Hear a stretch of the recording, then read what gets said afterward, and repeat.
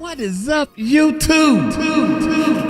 How y'all doing? Check it out without a doubt. Lil Baby reacts to life sentence, man. Hey, don't forget about the world's largest rap contest.com. I'm gonna do a commercial like my man did or something. You know, I'll be getting ideas from other people. Shout out to everybody that's making this music, uploading videos and all that type of stuff, doing your thing, baby. The world done changed. You can make money from online, from home. You just got to figure the thing out, man. That way you don't end up in jail like this, man. Lil Baby, let's say Lil Baby reacts to life sentence. He's life sentence. Okay. All right. We're going to try this. We're going to try this, right? Let's see what this thing is about, man. Hit that subscribe button. Hit that bell. Let's check it out. When allegations first emerged connecting Lil Baby to gang violence in Atlanta, his initial response was brief and confident. Now, very strong evidence has come out in court that could put him in jail for life, and it's a whole different story. They were saying that they had heard that Dominique Jones had tickets on a lot of people's heads. Before Baby and his team react, they need to be sure the feds don't know too much already. So what else do the feds know? Let's find out. From dismissal to defense. In February 2025, following a police press conference that implied his involvement in events leading to the deaths of 2 teenagers, Lil Baby took to Instagram with a succinct message. "Thanks for all the concerns. Please don't be misinformed by fake news. I'm overly good." This casual dismissal reflected the position of someone who didn't appear particularly concerned about the allegations. At that point, the accusations were primarily about his music video shoot in May 2024, allegedly sparking gang violence, a connection many viewed as tenuous at best. Once again, those some heavy allegations to put on somebody just because they went to shoot a music video. This sentiment was widely shared across social media, with many fans and industry figures questioning how filming a music video, a legal activity, could make someone responsible for subsequent violence committed by others. Lil Baby's legal team, led by prominent attorneys Drew Findling and Marissa Goldberg, reinforced this dismissive stance with a more formal statement to the media. They called the police's reference to Lil Baby complete and total nonsense, and vigorously defended their client's right to film in his hometown. To say that he couldn't shoot a music video in his hometown, a place that he loves and has continued to uplift, is disgraceful. Even more, the location for a major music video shoot is a decision made by a professional team and is not a decision made by any individual. This initial response strategy centered around 3 key arguments. 1. Challenging the very premise that filming a music video could make someone responsible for subsequent violence. 2. Diffusing responsibility by noting that video location decisions involve production teams, not just the artist. 3. Emphasizing Lil Baby's positive relationship with Atlanta and commitment to uplifting his community. The strategy appeared effective initially, with many observers viewing the police allegations as overreaching. However, the legal landscape shifted dramatically on April 1st, 2025, when Atlanta gang investigator Marissa Vivito took the stand in a courtroom proceeding related to the Goodfellas gang case. During this testimony, Vivito presented wiretap evidence allegedly capturing conversations about tickets or bounties that Lil Baby had placed on people's heads. Okay. To have them arrested? Harmed or killed. And who were they referring to in that portion of the call? They were saying that they had heard that Dominique Jones had tickets on a lot of people's heads. Dominique Jones wanted to have people harmed. Correct. All right, moving on. This testimony represented a quantum leap in the seriousness of the allegations. No longer was Lil Baby merely being connected to violence through a provocative video location. Now, there was alleged wiretap evidence of murder-for-hire discussions involving his name. Notably, as of April 3rd, 2025, neither Lil Baby nor his legal team has issued a formal public response to these specific wiretap allegations. This silence stands in stark contrast to their quick and dismissive reactions to the earlier, less serious claims. Behind the scenes, however, the situation appears to be taking a toll, as discussed by commentators in a recent video. Yesterday, they said there was rumors circulating that Lil Baby got arrested. And then it comes to find out, I guess Lil Baby didn't get arrested. So I don't think it was one cloud chasing girl. Nah, it was multiple people. I don't think it was. They said she started it. They said RICO. They said there was a RICO. Nah, they said he was picked up in federal custody. That's what I'm saying. It was for questioning. Pending. Yeah. These rumors of arrest, while apparently premature, indicate the heightened level of attention and concern surrounding Lil Baby's legal situation. While he hasn't been arrested, the speculation about potential questioning by federal authorities signals how serious the situation has become. The key factor elevating the danger level for Lil Baby is the hearsay nature of the recording. According to Vivito's testimony, The wiretaps captured an unidentified individual known as 𝗟𝗏𝗡𝗞𝗦, speaking with Keonte Sanders about what they believed or had heard regarding Lil Baby placing bounties on people, not Lil Baby himself discussing or ordering such action. 𝗟𝗏𝗡𝗞𝗦, the unidentified male that was being referred to as 𝗟𝗏𝗡𝗞𝗦. And he's speaking with Mr. Sanders. That's The 607 relationship between Sanders and Lil Baby adds another complex dimension to the case. Previous reports indicated that Sanders allegedly planned to extort Lil Baby for $5 million, suggesting an adversarial relationship that could give Sanders motive to spread damaging claims about the rapper. So, just one last question. So, who tried to extort Lil Baby allegedly? So allegedly, one of the opposing gang members, who's like higher ranking in the gang, he was telling his girlfriend on one of the recorded calls that he planned to he was seeking revenge on Baby, like I mentioned earlier, and part of that was going to be to extort him for $5 million when he came home from prison. I don't know what the extortion would be, like what he was going to try hang over his head, but that was what they recovered from these phones and the informant. This extortion angle could potentially be crucial to Lil Baby's defense, as it suggests Sanders might have had motivation to falsely implicate him in criminal activity. Another potential defense angle involves questioning Vivito's credibility as a gang expert. During the ongoing Young Thug YSL trial, Vivito faced significant criticism and judicial scrutiny for her testimony. At this point, bro, we gotta stop using like Vivito the Vixen as a gang expert or as anybody credible, bro. Like, have y'all forgotten like the YSL trial where even the judge got frustrated at Vivito because Vivito was on that stand, bro, spewing nonsense, dodging questions, being incredible?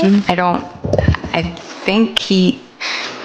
Go ahead and explain it now, because the jury's not in here. We're just trying to sort out what I think, from my understanding of Mr. Stillwell back in that time, he was under the impression that the Donovan Thomas case had been, that they were going to beat it, like they were about to beat it or was beat, or it wasn't going to be an issue. I didn't want to say that because I didn't know. Well, that's good that you didn't say that. But that's not the question that he asked at the time. This exchange from the YSL trial shows the judge expressing frustration with Vivito's testimony, which could potentially be used to challenge her credibility in interpreting the wiretap evidence and gang terminology in the Lil Baby investigation. While these legal maneuvers may be happening behind the scenes, Lil Baby appears to have taken a more proactive approach to his business affairs. In December 2024, months before these allegations became public, he rebranded his 4PF, 4 Pockets Full label, to Glass Window Entertainment. All right, y'all. So yesterday we talked about Lil Baby, and you guys had a lot of questions in the room that I couldn't answer at the time because of what was given via the police press conference. So Fox 5 Atlanta has actually retrieved the arrest warrant. So remember I told you guys that yesterday in that press conference when they called out the rapper who they say they're going to make sure, has these consequences because of the part that this person played in what they're now calling this gang war that resulted in multiple deaths. And then there was this arrest warrant that had Dominique Jones' name in it. Dominique Jones is Lil Baby. So that linked him to this conversation. So Fox 5 Atlanta went and retrieved the arrest warrant themselves, and they are now saying that after seeing this arrest warrant, they're able to specifically point to the other gang. Yesterday in that press conference, the police only named one gang, OMF, Only My Family, but according to this arrest warrant, 4PF, which is 4 Pockets Full, which we know at one time was Baby's label. It was a crew that he was running around with until he changed the name of the label back in 2024 to Glass Window Entertainment. It's also being named as the opposing gang in this rivalry that the police are alleging is going down. This rebranding decision takes on new significance in light of the recent allegations, as it created distance between Lil Baby and a name that authorities have now explicitly identified as a gang in legal proceedings. What's clear is that as the allegations have escalated from a provocative music video location to potential murder for hire plots, Lil Baby and his team have transitioned from casual dismissal to what appears to be careful, strategic preparation. The silence following the wiretap revelation speaks volume. This is no longer a situation to be brushed off with an Instagram post or press statement. The Legal Playbook. The legal situation confronting Lil Baby and his attorneys is daunting, particularly in the wake of gang investigator Marissa Viverito's court testimony about wiretap conversations allegedly discussing tickets or bounties placed by the rapper on people's heads. The stakes are clearly high, with commentators noting that authorities appear to be building toward a RICO case. So let's break down exactly what's going on. These are Lil Baby ops, arch nemesis of 4PF, the Goodfellas, and they're currently going through the process of being officially indicted for a RICO. This commentary highlights a critical aspect of Lil Baby's situation. Authorities are already pursuing RICO charges against his alleged rival, the Goodfellas OMF gang, which often signals that similar charges may be coming for the other side of the conflict. Even if the wiretaps are deemed admissible, Lil Baby's team has multiple avenues to challenge their significance. The most obvious is the hearsay nature of the recordings. They reportedly capture others discussing what they believed about Lil Baby, rather than direct communications with or from him. They were saying that they had heard that Dominique Jones had tickets on a lot of people's heads. This distinction is crucial. The wiretaps don't appear to capture Lil Baby ordering hits or placing bounties himself, just others discussing rumors or beliefs about his actions. This creates significant space for his defense team to argue that these claims lack credibility or were fabricated by individuals with their own motivations. Another critical aspect of the defense strategy likely involves challenging the prosecution's interpretation of slang terms used in the recordings. The term tickets was characterized by Vivito as referring to bounties or prices on people's heads. And what, in your experience, do you know what tickets are? A price on somebody's head. What do you mean by it? What do you mean on somebody's head? What is that? Like a bounty. In previous cases involving rappers, defense teams have challenged law enforcement's interpretations of slang or terminologies used in their communities. This approach has seen varying levels of success, but it represents a standard defense tactic in cases involving alleged coded language. Perhaps the most intriguing defense angle involves the complex relationship between Lil Baby and Keonte Sanders, the incarcerated gang member who was on one end of the intercepted calls. As previously reported, Sanders allegedly planned to extort Lil Baby for $5 million, suggesting an adversarial relationship that could give him motive to spread damaging claims about the rapper. This extortion element creates a potentially powerful narrative for the defense, that Sanders and his associates were essentially constructing false narratives about Lil Baby as part of a broader scheme to target him financially. The fact that these conversations were happening while Sanders was incarcerated adds another layer to this argument, as someone already serving time might have less to lose by fabricating stories about others. Another key component of the defense strategy will likely focus on challenging the characterization of 4PF, 4 Pockets Full, as a criminal gang rather than a legitimate record label. This distinction is crucial for RICO purposes, which require establishing an ongoing criminal enterprise. In the ongoing YSL case against Young Thug, we've seen exactly this type of argument, with the defense contesting the characterization of YSL as a criminal enterprise rather than a legitimate music collective. As one commentator noted, Young Thug situation,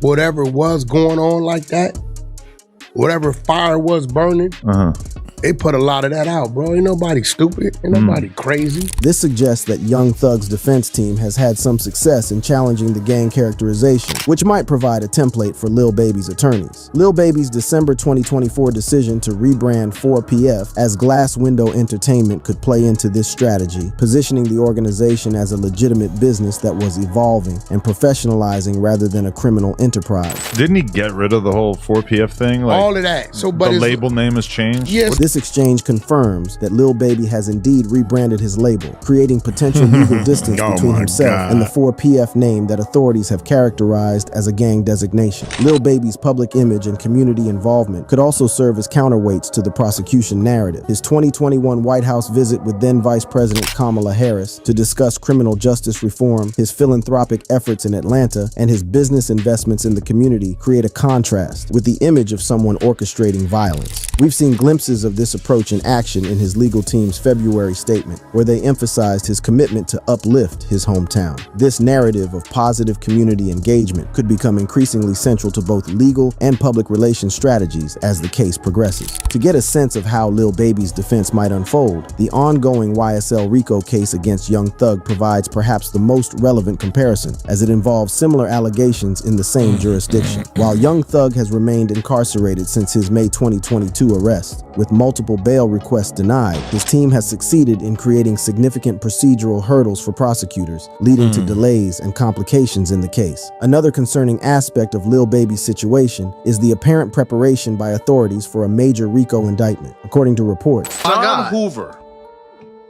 who manages the Georgia Public Defenders Council specialized unit in gang cases. So the public defenders who handle the gang cases for gang members who can't have attorneys because they can't afford it. The public defender office just said the office is actively preparing for a racketeering indictment on the 4PF and OMF cases, and that he expects Lil Baby to be indicted with others. This preparation by the Public Defender's Office is a significant development, suggesting that indictments may indeed be forthcoming. The fact that official agencies are allocating resources in anticipation of these cases indicates the seriousness with which authorities are pursuing the matter. For Lil Baby's team, this preparation period is critical. As one music industry commentator observed, like, why would I give him a warning?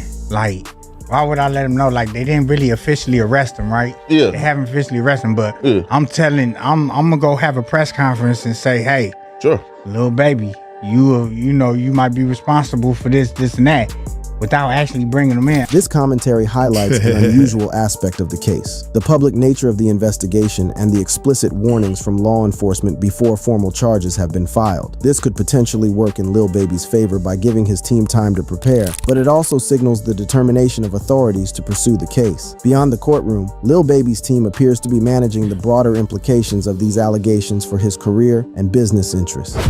Beyond the courtroom.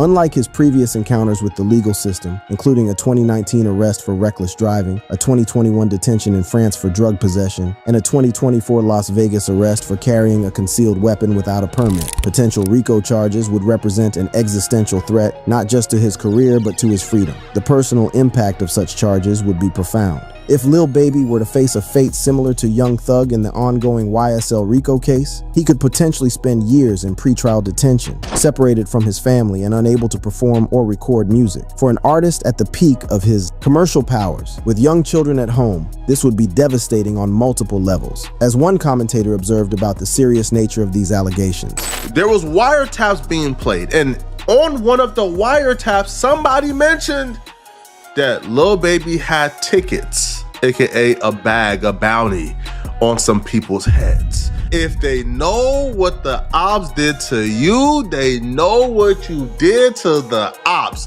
That's the code of the streets, people. So don't ever celebrate your ops getting a RICO, right?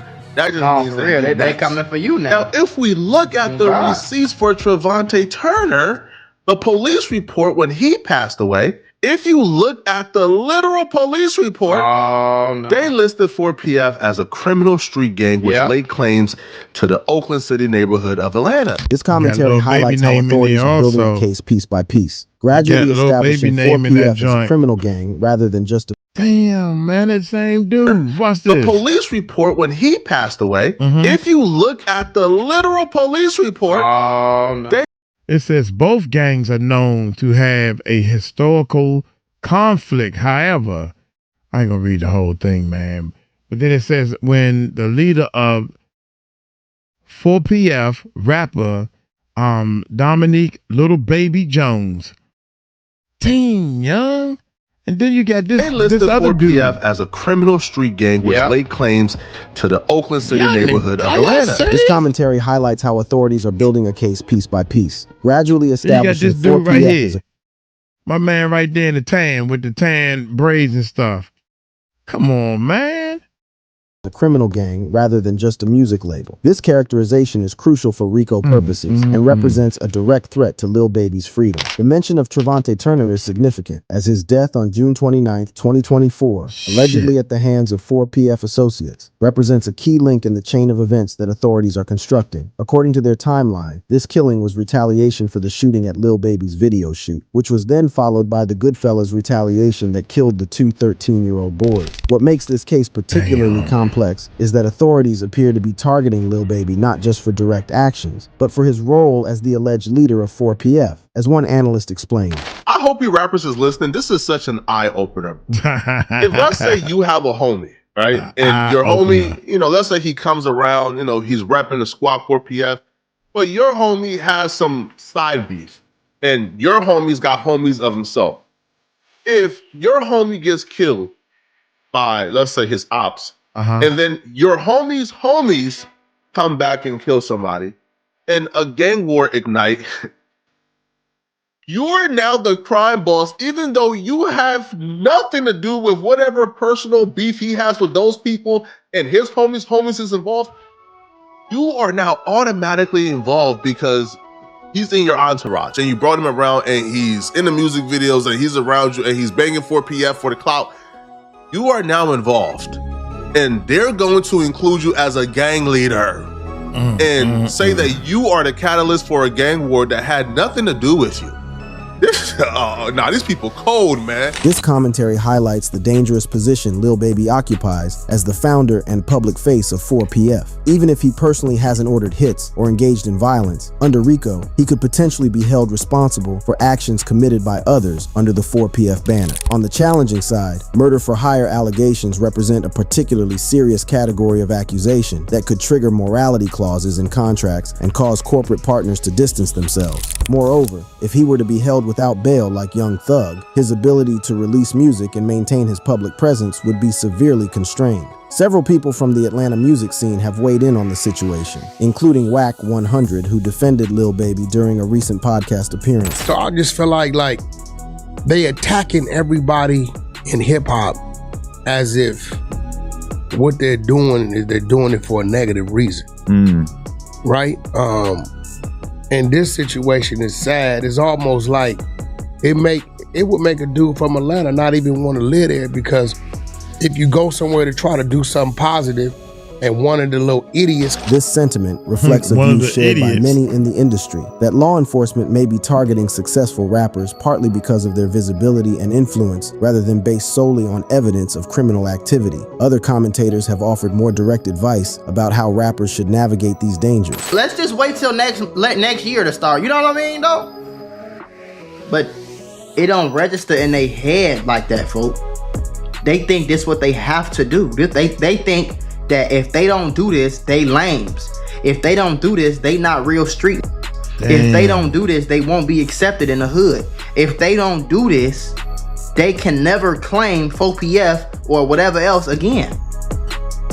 And then they go to jail and they think going to jail is like a badge of honor because they get out from going to jail and they wear it like it's a guy. You feel me? Like they did something for real. This analysis cuts to the heart of the cultural contradictions that artists like Lil Baby navigate. The pressure to maintain street credibility while building legitimate business success. The expectations from different constituencies that often pull in opposite directions, and the potentially devastating consequences of failing to properly balance these competing demands.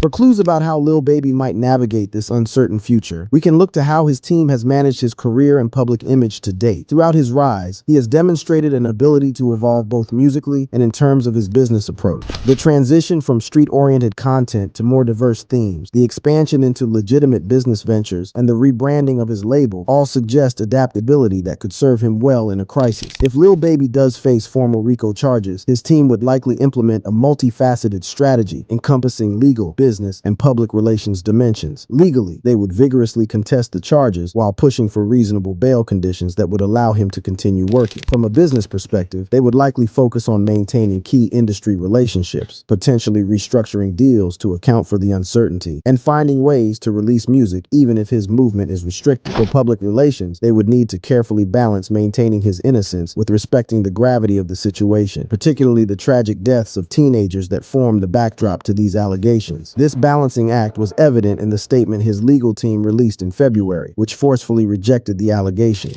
A consistent theme in discussions about Lil Baby's situation is the contrast between his public image and the allegations he now faces. His 2021 White House visit to discuss criminal justice reform with then Vice President Kamala Harris, his investments in Atlanta businesses, and his philanthropic work create a counter-narrative to the image of someone orchestrating violence. This duality reflects broader tensions in hip-hop between artistic personas. Wait a minute, hold up. Did they say Kamala Harris? Contrast between his public image and the allegations he now faces. His 2021 White House visit to discuss criminal justice reform with then Vice President Kamala Harris, his investments in Atlanta businesses, and his philanthropic work create a counter-narrative to the image of someone orchestrating violence. This duality reflects broader tensions in hip-hop. Oh my God. Oh my God. I'm a winner, man. I'm a winner. That's what I do. I win. So when I see people acting like winners and they losers, I just laugh, man. That's all. God dang, man. hip-hop, between artistic personas and real-life actions, between community representation and responsibility, and between celebrating success and maintaining connections to one's origins. These tensions are now playing out in Lil Baby's case in potentially life-altering ways. The path forward for Lil Baby remains uncertain, but what's clear is that he and his team are approaching this challenge with more sophistication than his casual Instagram dismissal might initially have suggested. The silence following the wiretap revelations, the proactive business moves, and the reported legal preparations all point to someone fighting strategically for his future rather than simply reacting to events. One music industry observer offered this candid assessment of Lil Baby's options if he is indeed facing imminent RICO charges. If Lil Baby is involved for the snitch losing his life, it's over with. Like Flacco said, it's donezo. I'm talking about singing. You know what I mean? This is bad, bro. Real bad. This is not good. In the next 90 days, yeah, if I was him, I'd take my to Africa somewhere. Do your homework on Africa. You're gonna have to come find me, cool. I ain't gonna lie to you. I can keep rapping in Africa. Yeah, you're gonna have to come find me. Do your homework on that. Russia. I'll be in China somewhere with non-extradition. It's a simple Google search away. While this extreme suggestion of fleeing the country is unlikely to be part of Lil Baby's actual strategy, it underscores the gravity of the situation and the limited options that might be available if formal RICO charges are filed. It's worth noting that at the center of this legal drama are real human tragedies. The deaths of two 13-year-old boys, Layman Freeman and Keonte Davis, and the injury of an 11-year-old. Whatever the legal outcome for Lil Baby, these children and their families have suffered irreparable losses that cannot be overlooked in discussions about career implications or legal strategies. The tragic nature of these deaths is emphasized in the police press conference. For Lil Baby, navigating the situation successfully will require not just legal victories, but also maintaining this perspective, demonstrating genuine respect for the gravity of the underlying events while asserting his innocence of direct involvement. Another troubling development that could impact Lil Baby's case involves the death of Keonte Davis, who had previously testified against 4PF associate Nathan Benford in another murder case. This morning, Atlanta police say they are investigating a homicide that happened overnight, less than a mile away on Lakewood Avenue. Our crew saw police overnight collecting evidence on that scene. We are still working to learn exactly what happened and get more information about this scene. We'll bring you those updates as soon as we get them and give them to you on 11 Alive. The man that was taken to the hospital and succumbed to his injuries, that man was identified by the Fulton medical examiner as 27-year-old Keonte Davis. Bro, this is power. The timing of Davis's death occurring just as authorities appear to be building toward a RICO case against 4PF raises serious questions that could potentially complicate Lil Baby's legal situation, regardless of whether he had any connection to this incident. Meanwhile, the Georgia Public Defender's Council appears to be preparing for a major RICO indictment. John Hoover, who manages the Georgia Public Defenders Council specialized unit in gang cases. So the public defenders who handle the gang cases for gang members who can't have attorneys because they can't afford it. Right. The public defender office just said the office is actively preparing for a racketeering indictment on the 4PF and OMF cases, and that he expects Lil Baby to be indicted with others. This preparation by an official agency strongly suggests that indictments may be imminent, potentially bringing this situation to a critical juncture within the next few months. Some observers have noted that the pattern of targeting successful rappers with RICO cases has become increasingly common, particularly in Atlanta. This commentary reflects a growing concern in the hip-hop community about law enforcement's approach to artists with alleged gang ties, whether the evidence justifies the aggressive targeting or whether other factors like visibility and influence play a role in who gets prosecuted. The coming months will be critical in determining whether Lil Baby faces formal RICO charges, and if so, whether he can maintain his freedom and career in the face of such serious allegations. What's certain is that his response so far, evolving from casual dismissal to strategic preparation, suggests he and his team understand the magnitude of the challenge ahead. Perhaps the most telling sign of how seriously Lil Baby is taking these allegations is the contrast between his initial dismissive Instagram post and the current silence following the wiretap revelations. This evolution suggests a growing recognition of the potentially life-altering nature of these accusations and the need for a careful, strategic response rather than casual dismissal. One commentator offered this perspective on what Lil Baby might be facing. Squad, I'm talking about okay, shout out to Poetic Flacco, but every time I wake up, it's something new and crazy going on, gang. Like, 2025 has been wicked. Let's just start there. You feel me? They saying that these murders are the reason why Lil Baby will be locked up for a RICO indictment in the next 90 days. Damn. It's going down. This assessment that a RICO indictment could be coming within 90 days aligns with other reports about preparations by legal authorities and represents perhaps the most concrete timeline for potential charges against Lil Baby. As this case continues to develop, it will serve as a critical test case for how the music industry handles artists facing serious legal jeopardy, how the legal system approaches cases involving high-profile performers with alleged gang ties, and how individual artists can navigate the treacherous waters where street credibility, artistic expression, and legal liability intersect. If you want to navigate more stories like this, though, click the video on your screen right now. Hold up, y'all. I was looking at this joint. Lil Baby, oh my God. Oh my God. In court. God, dog. Shh. This thing, oh man, I meant to look this up, man. I'm gonna go ahead and go with what they. Oh my God, this is crazy, man.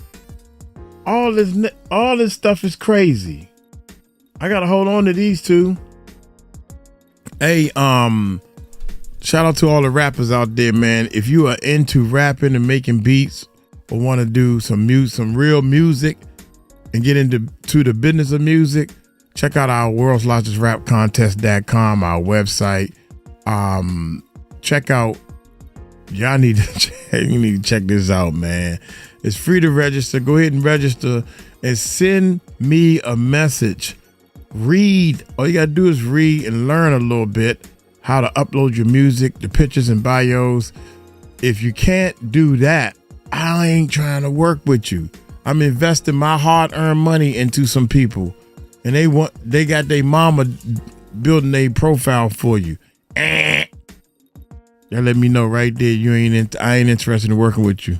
I might be interested in working with your mama since she can do the profile for you. You know, ain't no sexual matter. Anyway, y'all hit that subscribe button, hit that bell. Y'all take it slow. Tell them Uncle Mike told you so. Peace out.